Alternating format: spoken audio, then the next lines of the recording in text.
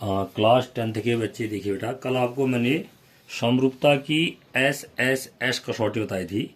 आज हम बात कर रहे हैं किसकी, समरूपता की एस कसौटी से। इधर देखिए तो ठीक आ रहा है। समरूपता की एस कसौटी। एस कसौटी क्या होती है? देखो कक्षा 10 गणित में एक्सरसाइज 6.3 है, उसमें एस और एस कसौटी से बात चल रही है। तो एस कसौटी क्या होती है? देखो क्या कह रहा है, यदि दो त्रिभुजों में दो संगत भुजाओं का अनुपात व संगत भुजाओं द्वारा बने कोण बराबर हों, तब ये दोनों त्रिभुज समरूप होते हैं। दो संगत भुजाओं का अनुपात, जैसे सपोज करो ए बी की संगत भुजा क्या है, पी क्यू है, बी सी की संगत भुजा क्यू आर है, तो इनका अनुपात डेट मीन्स ए बी बट्टा पी क्यू बराबर बी सी बट्टा क्यू आर हो। ये अगर ए बी बट्टा पी क्यू बराबर बी सी बट्टा क्यू आर हो तो ये संगत भुजाएं हुए, इनका अनुपात क्या है, बराबर है। यानी कि ए बी बट्टा पी क्यू बराबर बी सी बट्टा क्यू आर है। और इनके द्वारा बने कोण कह रहा है ना, इन और संगत भुजाओं द्वारा बने कोण बराबर होते हैं। देखो अब इस त्रिभुज की दो संगत भुजाएं, ये होगी इसकी संगत भुजा, ये इसकी भुजा ये मतलब संगत है। ये दो संगत भुजाएं किस क्यों है? क्योंकि ऐसी ही संगत भुजाएं यहाँ भी है। तो इसकी संगत भुजा ये होगी, इसकी संगत भुजा ये होगी। तो संगत भुजाओं द्वारा बने कोण मीन्स ये इस त्रिभुज में जो दो संगत भुजाएं, इस त्रिभुज की दो संगत भुजाएं, इसके द्वारा बना कोण ये वाला, और इसके इन दो भुजाओं के द्वारा बना ये कोण वाला, ये कोण पी क्यू आर और कोण ए बी सी अगर बराबर हो, क्या कहा इसने, ए बी बट्टा पी क्यू बराबर बी सी बट्टा क्यू आर हो, और कोण ए बी सी बराबर कोण पी क्यू आर हो, तब ये दोनों त्रिभुज क्या होते हैं, समरूप होते हैं। तभी दोनों त्रिभुज क्या होते हैं, समरूप होते हैं। और इस समरूपता की इस कसौटी को क्या कहते हैं, एस कसौटी कहते हैं। ये लिख रहा है वही, ए बी बट्टा पी क्यू बराबर बी सी बट्टा क्यू आर तथा कोण ए बी सी बराबर कोण पी क्यू आर, तब एस कसौटी से त्रिभुज ए बी सी समरूप है त्रिभुज पी क्यू आर का। समरूप है ये। अगर ये समरूप है तो फिर क्या हो जाएगा, जो तीसरी भुजा आएगी ए सी की जो संगत भुजा होगी वो क्या होगी, पी आर। यानी कि इसमें क्या आएगा, ए बी बट्टा पी क्यू बराबर बी सी बट्टा क्यू आर, इतना तो दिया ही है, बराबर ए सी बट्टा पी आर भी आएगा। और क्या दे रखा, अगर समरूप हो जाएंगे तो समरूप से पहले क्या दिया था, कोण बी बराबर कोण क्यू दिया था।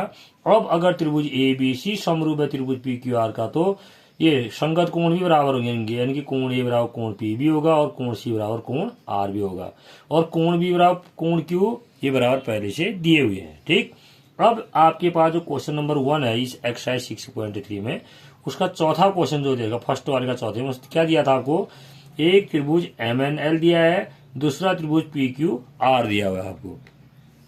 अब क्या है इसमें दिया गया है एम एन एम बराबर 2.5, एम एल बराबर 5 और कोण एन एम एल बराबर 70 डिग्री। दूसरा त्रिभुज क्या दे रखा है, पी क्यू बराबर 5 और क्यू आर बराबर 10। देखो ये यहाँ ये दे रखा है, यहाँ ये दे रखा है क्यू आर बराबर 10 और कोण पी क्यू आर बराबर 70 डिग्री। गौरपूर्वक अगर आप देखेंगे तो आप देखना यहाँ 2.5 ये इस वाली भुजा का दुगना, देखो आप ठीक दुगना 5 है, और इस वाली 5 का ठीक इस वाली 5 का दुगना ये 10 है ये, और इनके बीच बने कोण 70 डिग्री है और इनका बीच बना कोण भी क्या है, 70 डिग्री है।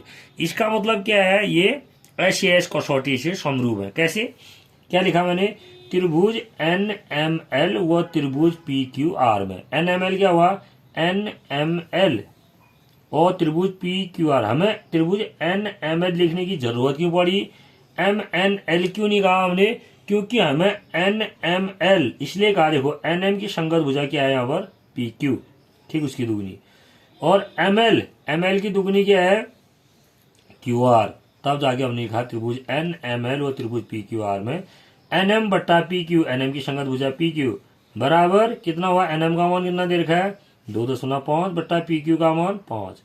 सरल करेंगे तो ये 1/2 हो जाएगा। फिर एम एल दूसरा तीसरा बराबर एम एल बट्टा क्यू आर एम एल बट्टा क्यू आर का मान, एम एल का मान 5 और क्यू आर का मान 10, 5/10 कितना हो गया, 1/2। तो यहां से क्या निकला हमारा, तो दिस इंप्लाइड है एन एम बट्टा पी क्यू बराबर एम एल बट्टा क्यू आर, यानी कि एन एम बट्टा पी क्यू बराबर एम एल बट्टा क्यू आर। ये दोनों बराबर है, किसके बराबर है, 1/2 के बराबर है। और कोण एन एम एल वही देखो एन एम एल बराबर कोण पी क्यू आर, ये कोण पी क्यू आर कितना क्यों है बराबर, क्योंकि दोनों किसके बराबर हैं 70 डिग्री के बराबर है ना।